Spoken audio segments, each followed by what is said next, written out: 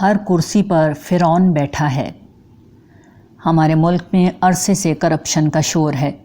بالخصوص سیاستدان اور اعلیٰ فوجی اور سول افسران اس حوالے سے کافی بدنام ہیں۔ یہ نہیں کہا جا سکتا کہ یہ لوگ ایسے نہیں ہوں گے۔ ان میں یقیناً ایک بہت بڑی تعداد ایسے لوگوں کی ہے جو ہر اعتبار سے کرپٹ اور بے ایمان ہیں۔ انہوں نے ملک و قوم کو دونوں ہاتھوں سے لوٹا ہے۔ کچھ نے اس صفائی سے لوٹا کہ کوئی نشان تک نہیں چھوڑا، اور کچھ نے اس دھڑلے سے لوٹا کہ بڑے بڑے بے ایمانوں نے کانوں کو ہاتھ لگا لیے۔ تاہم یہ کہنا کہ پوری قوم آج صرف ان لوگوں کی بدعمالیوں کو بھگت رہی ہے صحیح نہیں ہے۔ یہ ایک حقیقت ہے اور ناقابل تردید حقیقت ہے کہ یہاں جس کرسی پر جو شخص بیٹھا ہے، وقت پڑنے پر وہ اپنی جگہ ایک فرعون ثابت ہوتا ہے۔ یہ صرف کسی اونچی حیثیت کے حامل شخص کی بات نہیں۔ ہمارے ہاں ایک کلرک، ایک کانسٹیبل، ایک ٹھیلا لگانے والا بھی در حقیقت وہی سب کچھ کرتا ہے جس کی وجہ سے اعلیٰ عہدیدار بدنام ہیں۔ کرپشن، بددیانتی اور اپنے فرائض ادا کرنے میں کوتاہی جتنی بڑے لوگ کرتے ہیں، اتنی ہی وہ لوگ بھی کرتے ہیں جو عوام الناس میں شامل سمجھے جاتے ہیں۔ ضروری نہیں کہ اس بات کو مثالوں اور دلیلوں سے واضح کیا جائے۔ ہم میں سے ہر شخص اس حقیقت سے بخوبی واقف ہے اور دن رات ایسے تجربات سے گزرتا ہے جب اسے اسی کی طرح کا عام آدمی ستاتا ہے۔ اس کا سبب یہ ہے کہ جو آدمی جس جگہ صاحب اختیار ہے، وہ اس جگہ خود کو حاکم مطلق سمجھتا ہے، اپنے فرائض ایمانداری سے ادا نہیں کرتا اور حرام کھاتا ہے۔ حقیقت یہ ہے کہ عام لوگوں کا واسطہ زیادہ تر اپنے ہی جیسے عام لوگوں سے پڑتا ہے اور وہ انہی کے ہاتھوں ستائے جاتے ہیں۔ ہوتا صرف یہ ہے کہ ایک آدمی جو اپنے اختیار سے باہر کی جگہ پر مظلوم ہوتا ہے، اپنے اختیار کے دائرے میں ظالم بن جاتا ہے۔ ایک کلرک ظالم اور خائن بن کر رشوت لیتا ہے اور پھر مظلوم بن کر یہ مال اس بددیانت تاجر کو دے آتا ہے جو جھوٹ بول کر سستی چیز اسے مہنگے داموں بیچتا ہے۔ پھر یہ مظلوم تاجر حرام منافع کی رقم اس ظالم حکومتی عہدیدار کو دے دیتا ہے جو اس سے رشوت طلب کرتا ہے۔ اس طرح ایک چکر چل رہا ہے جس میں سب ایک دوسرے کو تنگ کرتے ہیں اور ایک دوسرے سے تنگ ہوتے بھی ہیں۔ اس نہ ختم ہونے والے چکر میں سب پریشان ہیں اور سب ایک دوسرے کو برا بھلا کہہ رہے ہیں۔ اس مسئلے کا سبب یہ ہے کہ لوگوں نے دوسروں کی بے ایمانی کو اپنی بے ایمانی کا جواز بنا لیا ہے۔ عام لوگوں میں یہ ذہن خود پیدا نہیں ہوا۔ اس ذہن کو پیدا کرنے والے ہمارے وہ قائدین ہیں جو ملت کو لاحق ہر مسئلے کا سبب اسلام دشمنوں کی سازشوں کو قرار دیتے ہیں۔ وہ سیاسی لیڈر ہیں جو ملک کو درپیش ہر پریشانی کا ذمہ دار مخالف سیاستدانوں کو ٹھہراتے ہیں۔ وہ اخباری دانشور ہیں جو قوم کے ہر مرض کی وجہ فوج، سیاستدان اور افسرشاہی کو قرار دیتے ہیں۔ وہ علماء ہیں جو ہر برائی کے پیچھے مقتدر قوتوں کا ہاتھ دیکھتے اور لوگوں کو دکھاتے ہیں۔ جب ہر طرف سے یہی آواز اٹھ رہی ہو کہ ساری خرابی بس دوسروں میں ہے اور اصلاح بھی انہی کی ہونی چاہیے، تو پھر یہ کیسے ممکن ہے کہ یہ باتیں جن لوگوں کو سنائی جا رہی ہیں ان میں اپنی اصلاح کا کوئی احساس پیدا ہو؟ الزام تراشی کا یہ طریقہ کار چونکہ اصلاً غلط ہے، اس لیے اس سے حالات سدھرنے کی بجائے بگڑتے چلے جاتے ہیں۔ ایسے میں عوام الناس جن کی آنکھوں پر صرف دوسروں کی برائیاں دیکھنے والا چشمہ لگا ہوتا ہے، انہیں عذر بنا کر خود بھی برائی کا ارتکاب کرنا شروع کر دیتے ہیں۔ پھر وہ نہ ختم ہونے والا چکر شروع ہو جاتا ہے جس کا ذکر اوپر ہو چکا ہے۔ بات یہیں پر نہیں رکتی، بلکہ قومی زندگی کی ہر ناکامی کی ذمہ داری بھی دوسری اقوام پر ڈالنا ہمارا وتیرہ بن گیا ہے۔ ہمارا دعویٰ یہ نہیں کہ دنیا میں کوئی ہمارا دشمن نہیں یا وہ ہمارے خلاف کوئی سازش نہیں کرتے، بلکہ ہم صرف اس بات کی طرف توجہ دلا رہے ہیں کہ اس طرح سوچتے رہنے سے انسان کا ذہن منفی رخ پر چل پڑتا ہے۔ یہی سبب ہے کہ مسلمانوں کے ذہن کو مثبت سوچ اور عمل دینے کے لیے قرآن مجید دشمنوں کے ایسے رویے کے جواب میں مسلمانوں کو تلقین کرتا ہے کہ اگر تم صبر کرو گے اور خدا سے ڈرو گے تو دشمنوں کی کوئی چال تمہارے خلاف کارگر نہ ہوگی۔ سورہ آل عمران۔ لہٰذا دشمنوں کی سازش کا اعلان کرنا ہمارا کام نہیں ہونا چاہیے، ہمارا کام صبر اور تقویٰ ہے۔ مگر یہ دونوں کام چونکہ بہت مشکل ہیں، اس لیے ہم دشمنوں کو برا بھلا کہنے کے زیادہ آسان کام کو ترجیح دیتے ہیں۔ ہمارے حالات اس وقت تک نہیں بدلیں گے جب تک ہم لوگوں کی آنکھوں سے یہ چشمہ نہیں اتاریں گے۔ اس سلسلے میں کرنے کے 3 کام ہیں۔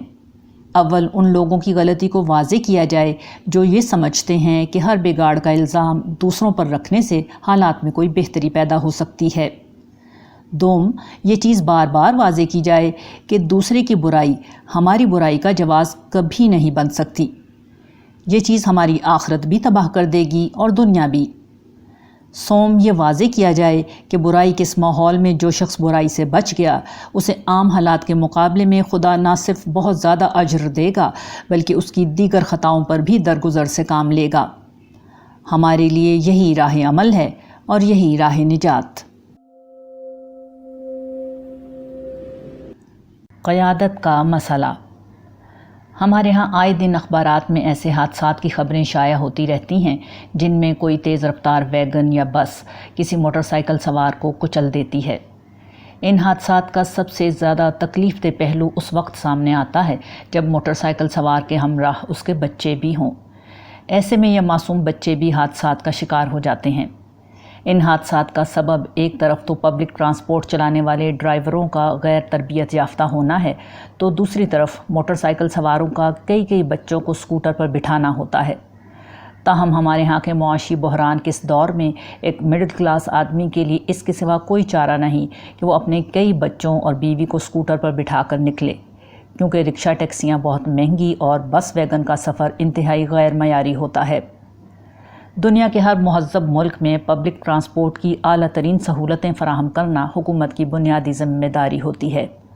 امریکہ، یورپ اور فار ایسٹ کے ممالک میں یہ سہولتیں اس پیمانے کی ہیں کہ لوگ اپنی گاڑیاں چھوڑ کر ان میں سفر کرنے کو ترجیح دیتے ہیں، مگر ہمارے ہاں دیگر بنیادی سہولیات کی طرح یہ سہولت فراہم کرنا بھی حکومت کی ترجیحات میں دور دور تک شامل نہیں۔ اس کا سبب کوئی اور نہیں، خود عوام ہے جو بدترین اور کرپٹ قیادت کو محض ان کے جذباتی نعروں کی بنیاد پر اپنے اوپر سوار رکھتے ہیں۔ اگر عوام یہ طے کر لیں کہ وہ نعروں اور جذباتی باتوں کے فریب میں نہیں آئیں گے اور ہر اس قیادت کو رد کر دیں گے جو ان کے بنیادی حقوق پورا کرنے کی جدوجہد نہ کرے تو بتدریج معاملات میں بہتری آ جائے گی۔ معاملات کی خرابی کی زیادہ بڑی خرابی اس فکری قیادت کی ہے جس نے ہمیشہ عوام کو غیر متعلقہ باتوں میں الجھا کر رکھا ہے۔ یہ لوگ بین الاقوامی تنازعات، ملی مسائل، غیر مسلموں کی سازشوں اور غیر اہم مذہبی معاملات کو اس طرح بڑھا چڑھا کر بیان کرتے ہیں کہ اصل مسائل نگاہوں سے اوجھل ہو جاتے ہیں۔ یہ لوگ کشمیر، فلسطین، چچنیا، افغانستان اور عراق کے معاملات پر عوام کے جذبات کو بھڑکاتے ہیں، حالانکہ اتنے لوگ ان تمام ممالک میں غیر مسلموں کے ہاتھوں نہیں مرتے جتنے لوگ پاکستان میں روزانہ ٹریفک کے حادثات کا شکار ہو کر مر جاتے ہیں۔ یہ لوگ غیر مسلم طاقتوں کی مسلمانوں کے ساتھ ناانصافی کا رونا روتے ہیں، حالانکہ دنیا کا مشکل ترین کام پاکستانی عدالتوں میں انصاف کا حصول ہے۔ یہ لوگ مسلمان ممالک پر امریکہ، اسرائیل، بھارت اور دیگر ممالک کے قبضے کو ہمارا سب سے بڑا مسئلہ بتاتے ہیں، حالانکہ ہمارا سب سے بڑا مسئلہ یہ ہے کہ ملک کے وسائل چند فیصد کرپٹ اور مفاد پرست طبقات کے قبضے میں جا چکے ہیں۔ جس شخص کے بچے بھوک سے مر رہے ہوں اور وہ ان کی دال روٹی کی فکر کرنے کے بجائے دوسروں کے جھگڑے نمٹاتا پھرے، اسے کون اچھا کہے گا؟ جس شخص کی بیوی جانکنی میں مبتلا ہو اور وہ اس کی فکر کرنے کے بجائے معاشرتی مسائل کی اصلاح کے لیے اٹھے، اسے کون درست کہے گا؟ مگر عجیب بات ہے کہ اجتماعی طور پر ہم نے یہی روش اختیار کر رکھی ہے۔ اگر ہمیں اپنی تقدیر بدلنی ہے تو ہمیں ہر حال میں اپنی قیادت بدلنی ہوگی۔ سیاسی لوگ اگر کرپٹ ہیں تو وہ ہماری لیڈرشپ کے مستحق نہیں ہونے چاہیے۔ جو لوگ ہمارے بنیادی مسائل پر بات نہیں کرتے انہیں ہماری سوسائٹی میں فکری قیادت کے مقام سے ہٹا دینا ضروری ہو چکا ہے۔ ہمیں ہر حال میں یہ طے کرنا ہوگا کہ ہمارا اصل مسئلہ کیا ہے۔ ہمارا اصل مسئلہ وہ ہے جو ہمیں اپنے گھر میں درپیش ہو چکا ہے۔ یہ مسئلہ بنیادی حقوق اور جمہوریت کا مسئلہ ہے۔ یہ مسئلہ مفت تعلیم اور علاج کی سہولت کا مسئلہ ہے۔ یہ مسئلہ روزگار کی فراہمی اور امن و امان کی بحالی کا مسئلہ ہے۔ یہ مسئلہ پینے کے صاف پانی اور ملاوٹ سے پاک غذا کی دستیابی کا مسئلہ ہے۔ یہ مسئلہ ٹریفک کی بہترین سہولیات اور آلودگی سے پاک ماحول کا مسئلہ ہے۔ یہ مسئلہ معاشی ناہمواری اور دولت کی غیر مساوی تقسیم کا مسئلہ ہے۔ یہ مسئلہ انصاف کی فراہمی اور عدالتی نظام میں بہتری کا مسئلہ ہے۔ یہ مسئلہ غربت اور جہالت سے چھٹکارے کا مسئلہ ہے۔ یہ مسئلہ کرپشن کے خاتمے اور بددیانت لیڈرشپ سے نجات کا مسئلہ ہے۔ یہ ہیں ہمارے اصل مسائل۔ جو ان پر بات کرے گا، ان کے حل کی کوشش کرے گا، اسی کو ہمارا لیڈر ہونا چاہیے۔ جو ان پر بات نہیں کرے گا وہ قوم کا لیڈر نہیں ہے بلکہ قوم کا مجرم ہے، اور جو قوم ایسے مجرموں کو لیڈر بناتی ہے وہ کبھی دنیا میں کوئی باعزت مقام حاصل نہیں کر سکتی۔ مسلمان کیوں متحد نہیں؟ مسلمانوں کی جدید تاریخ میں جو نعرہ سب سے زیادہ مقبول رہا ہے وہ مسلمانوں کے اتحاد کا نعرہ ہے۔ جمال الدین افغانی کے پین اسلامائزیشن سے لے کر موجودہ دور کی احیاء خلافت تک کی تحریکوں تک سب کا مرکزی خیال یہی خواہش ہے کہ دنیا بھر کے مسلمان متحد ہو جائیں اور دنیا میں اپنا کھویا ہوا مقام بحال کریں۔ یہ خواہش یا خیال اپنی ذات میں بہت محمود ہے۔ مسلمانوں کے اتحاد اور دنیا پر ان کے اقتدار کا کون مخالف ہو سکتا ہے؟ مگر 19ویں صدی سے آج تک یہ خواہش ایک خواب ہی بنی رہی ہے، اور نیل کے ساحل سے لے کر تا بخاک کاشغر مسلمان درجنوں ریاستوں میں اپنے اپنے سیاسی، تہذیبی، سماجی اور مسلکی اختلافات کے ساتھ منتشر ہیں۔ اس کے برعکس جدید دنیا میں لوگوں نے اپنی آنکھوں کے سامنے یہ واقعہ رونما ہوتے ہوئے دیکھا ہے کہ ہزاروں سال سے بہت سی ریاستوں میں منقسم اور شدید ترین نوعیت کی باہمی جنگوں اور رقابتوں کا شکار یورپی یونین کی شکل میں بتدریج ایک اکائی بننے کی سمت میں اپنا سفر تمام تر مشکلات کے باوجود کامیابی سے طے کر رہا ہے۔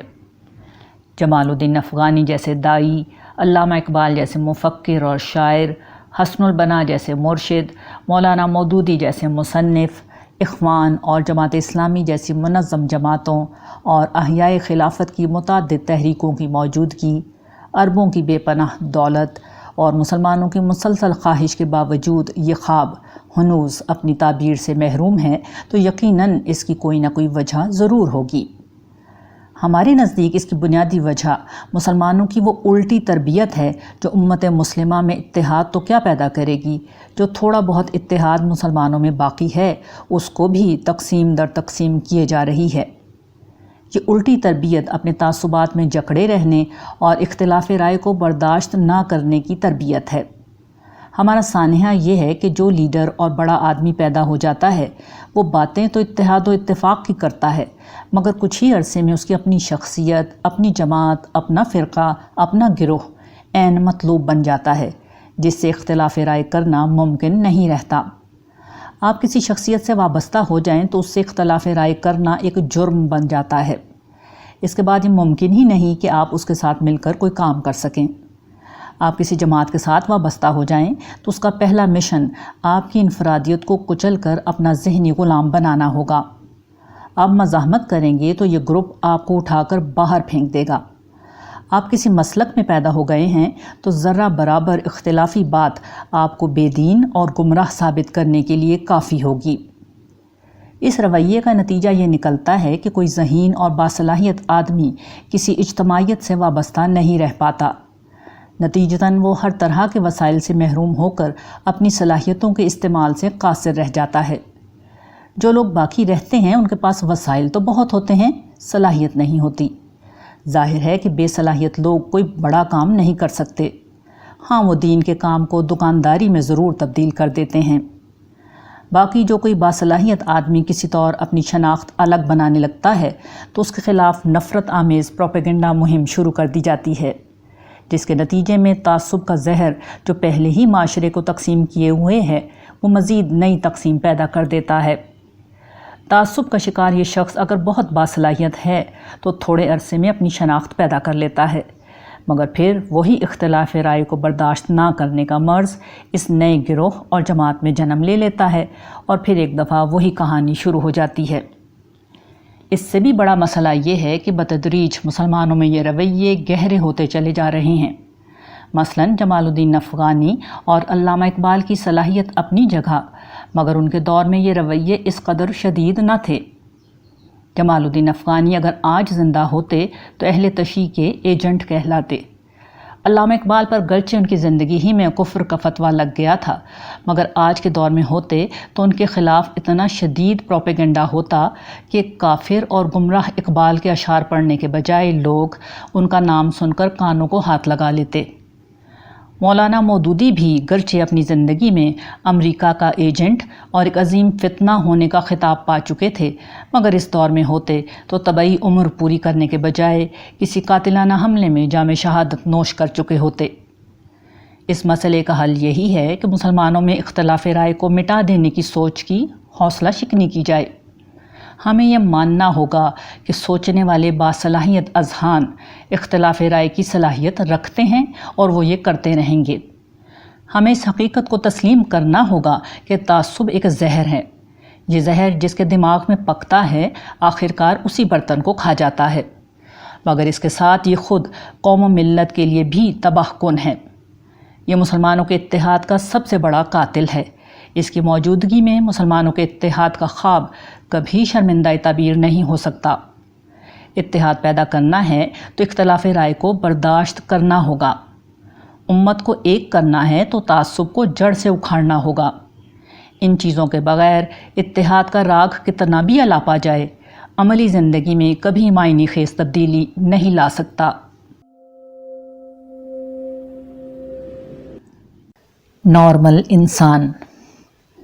سر، میں آج کل بہت سکون سے ہوں۔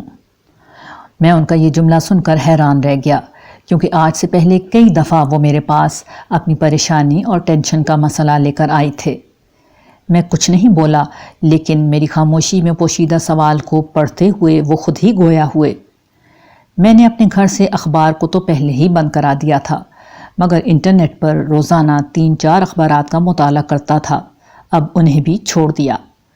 فیس بک سے چن چن کر ان لوگوں کو اپنی فرینڈ لسٹ سے نکال باہر کیا جو سیاسی اور مذہبی اختلافات، فرقہ واریت اور ملکی حالات کے بارے میں منفی خبریں دینا اپنا فرض سمجھتے تھے۔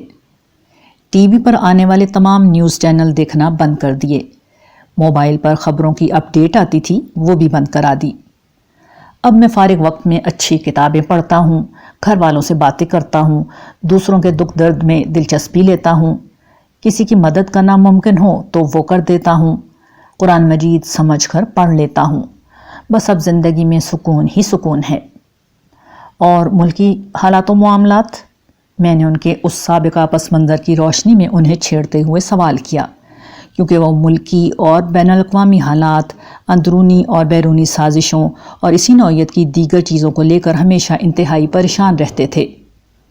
اب میں نے سمجھ لیا کہ مجھے انہی چیزوں کے بارے میں پریشان ہونا چاہیے جہاں میں کچھ کر سکتا ہوں، اور وہ جگہ صرف میرا قریبی حلقہ ہے۔ باقی معاشرے کے لیے فیس بک پر آپ کے پیج سے ایمان و اخلاق اور مثبت سوچ کی باتیں آگے شیئر کر دیتا ہوں۔ میں نے انہیں مبارکباد دیتے ہوئے مسافے کے لیے ہاتھ آگے بڑھا دیا۔ آخرکار انہوں نے ایک نارمل زندگی گزارنا شروع کر دی تھی۔ اندھیرے یورپ کی پیروی۔ اویے بوزبیک 16ویں صدی کا ایک یورپی مصنف، مورخ، سیاستدان اور سفارتکار تھا۔ وہ سلیمان عالی شان کے دور حکومت میں سن 1552 تا 1562 قسطنطنیہ کے دربار میں بطور آسٹریلوی سفیر تعینات رہا۔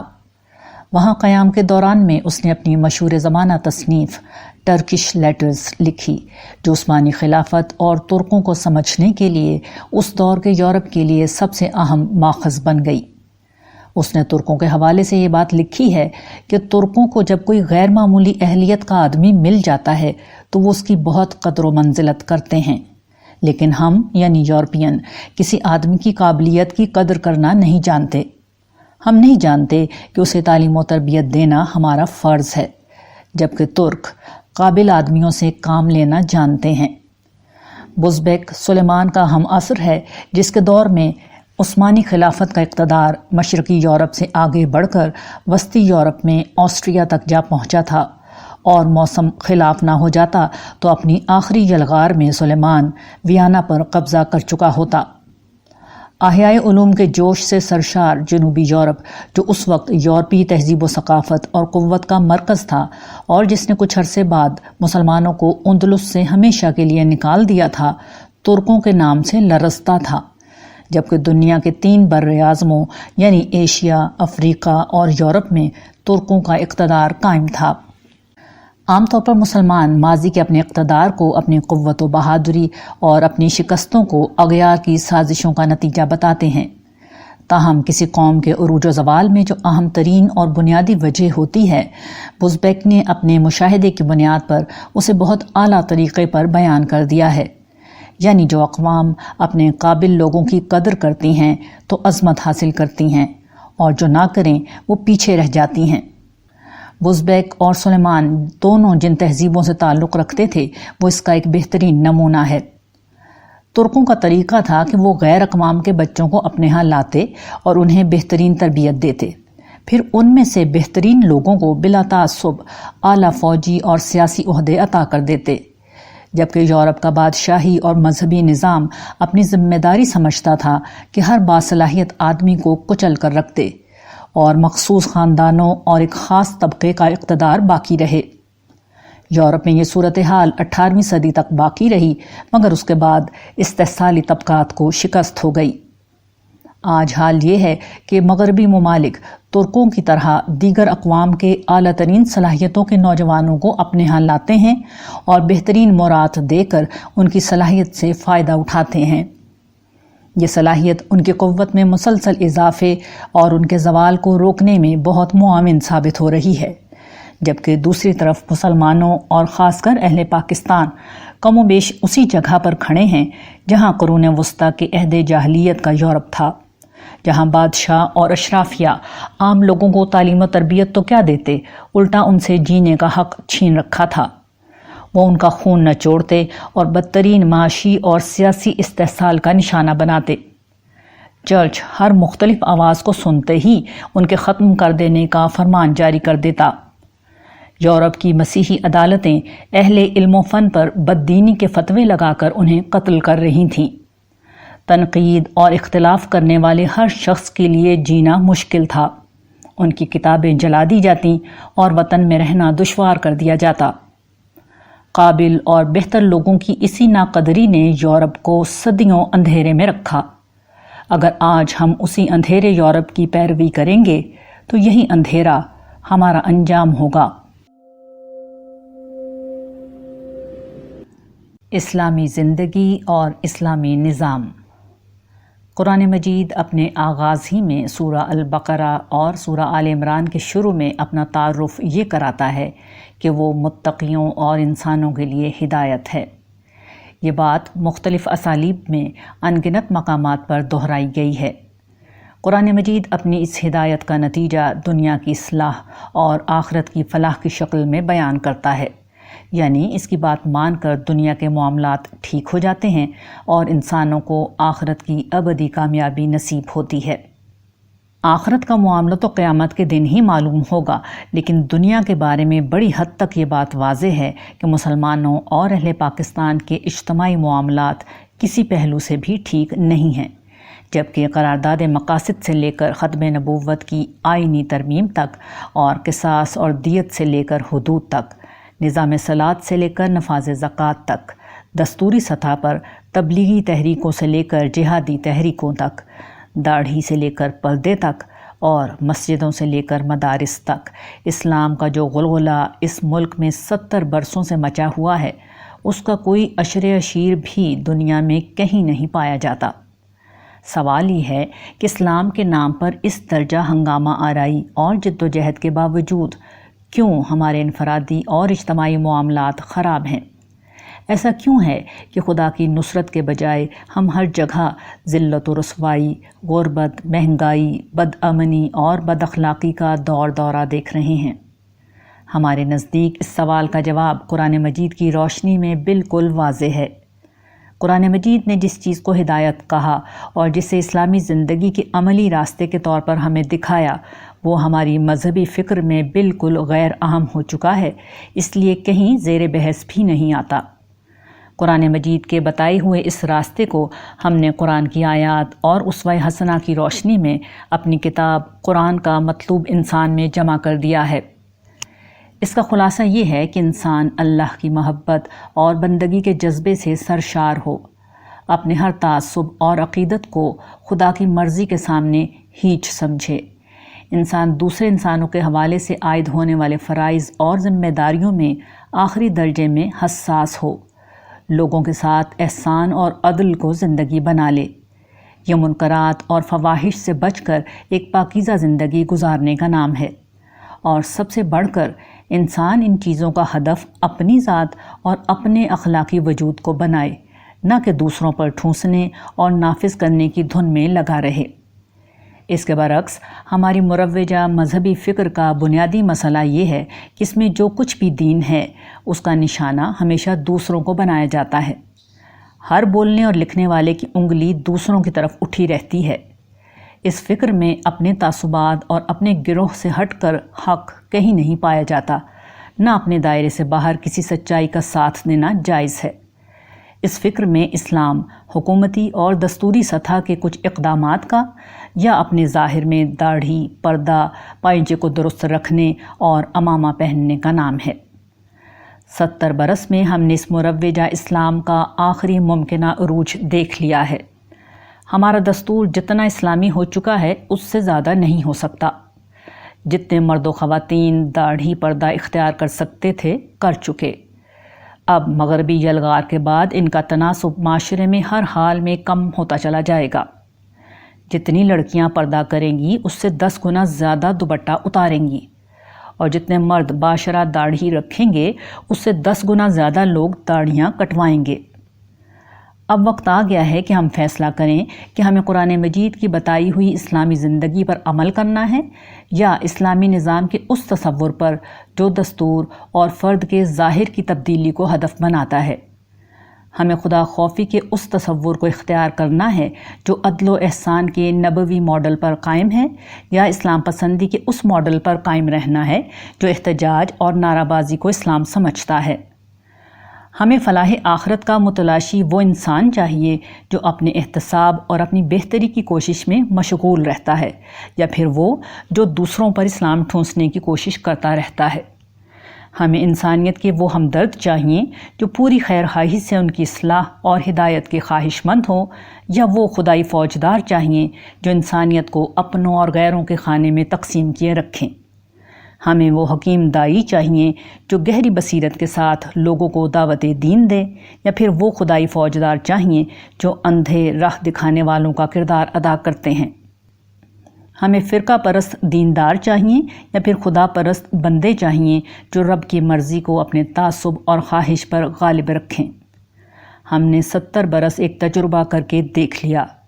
اب وقت آ گیا ہے کہ ہم مزید تباہی سے پہلے قرآن مجید کے اصل پیغام کی طرف لپکیں۔ اگر ہم نے اس پیغام کو اختیار کر لیا تو پھر دنیا اور آخرت کی کامیابی ہمارا مقدر ہے، ورنہ اپنی تباہی سے ہم زیادہ دور نہیں رہ گئے۔ اپنا چراغ جلا لیں۔ رسول اللہ صلی اللہ علیہ وآلہ وسلم کے ایک ارشاد کا مفہوم ہے کہ اگر قیامت آ جائے اور کسی کے ہاتھ درخت کی ایک قلم ہو اور اسے مہلت ہو تو وہ ضرور یہ قلم لگا دے۔ مسند احمد۔ یہ روایت ہمیں ایک تعمیری سوچ دیتی ہے۔ اس سوچ کا حامل انسان بدترین حالات میں بھی مایوسی اور بے عملی کا شکار نہیں ہوتا۔ یہ بات بالکل واضح ہے کہ قیامت ایک ایسی تباہی کا نام ہے جس میں درخت لگانا بظاہر بے فائدہ کام ہے، کیونکہ درخت لگانا ایک ایسا عمل ہے جس کی نفع بخشی کے لیے کئی برس چاہیے، جبکہ قیامت کا زلزلہ لمحے بھر میں ہر چیز کو تباہ کر دے گا۔ لیکن یہ روایت بتاتی ہے کہ انسان کو مثبت ذہن کے ساتھ کام کرنا چاہیے، چاہے اسے یقین ہو کہ اس کے کسی کام کا کوئی نتیجہ نہیں نکلنے والا۔ اس کا سبب یہ ہے کہ ایک بندہ مومن آخرت کے اجر کے لیے کام کرتا ہے، اور یہ اجر اصلاً اس کی نیت کے ساتھ وابستہ ہوتا ہے۔ جیسے ہی وہ کسی کام کا ارادہ کر لیتا ہے اس کے لیے ایک اجر ثابت ہو جاتا ہے، وہ اس کام کو کر دیتا ہے تو دوسرا اجر ثابت ہو جاتا ہے، اس کام سے کوئی نفع ہونا شروع ہوتا ہے تو تیسرے اجر کا آغاز ہو جاتا ہے۔ اس سے یہ بات واضح ہے کہ انسان کے کسی عمل کا نتیجہ اگر نہیں بھی نکلتا تب بھی 3 میں سے 2 اجر تو بہرحال انسان کو مل جاتے ہیں، وہ صرف 1 اجر سے محروم رہتا ہے۔ عام حالات میں لوگ معاشرے کے بگاڑ سے پریشان ہو کر مایوس ہو جاتے ہیں اور مایوسی کی بنا پر صرف منفی چیزوں کو دیکھتے ہیں، اور پھر وہ ان چھوٹے چھوٹے اچھے کاموں کو بھی چھوڑ دیتے ہیں جنہیں وہ بآسانی کر سکتے ہیں۔ نتیجے کے طور پر معاشرے میں بگاڑ بڑھتا رہتا ہے، مگر جب لوگ حالات کی خرابی سے بے پرواہ ہو کر اپنے حصے کا اچھا کام کرتے رہتے ہیں تو آہستہ آہستہ برائی کم ہونا اور خیر پھیلنا شروع ہو جاتا ہے۔ ہر آدمی اپنے حصے کا درخت لگاتا ہے اور کچھ عرصے میں ایک چمنستان وجود میں آ جاتا ہے۔ اس بات کو ایک اور مثال سے یوں سمجھا جا سکتا ہے کہ جب رات آتی ہے تو سورج کی روشنی ختم ہو جاتی ہے، ہر طرف اندھیرا پھیل جاتا ہے۔ ایسے میں کسی ایک فرد کا چراغ جلانا سارے اندھیرے کو دور نہیں کر سکتا اور نہ ہی اس کا چراغ سورج کا نعم البدل ہو سکتا ہے، مگر لوگ ان چیزوں سے بے پرواہ ہو کر اپنا اپنا چراغ جلاتے ہیں۔ دنیا بھر سے قطع نظر ان کے ارد گرد روشنی پھیلنا شروع ہو جاتی ہے، اور جب سارے لوگ اپنے اپنے چراغ جلاتے ہیں تو ہر جگہ روشنی پھیل جاتی ہے، اندھیرے دور ہو جاتے ہیں۔ تو اب آئیے ماحول کے اندھیرے سے بے پرواہ ہو کر ہم اپنا چراغ جلا لیں، ہم اپنا درخت لگا لیں۔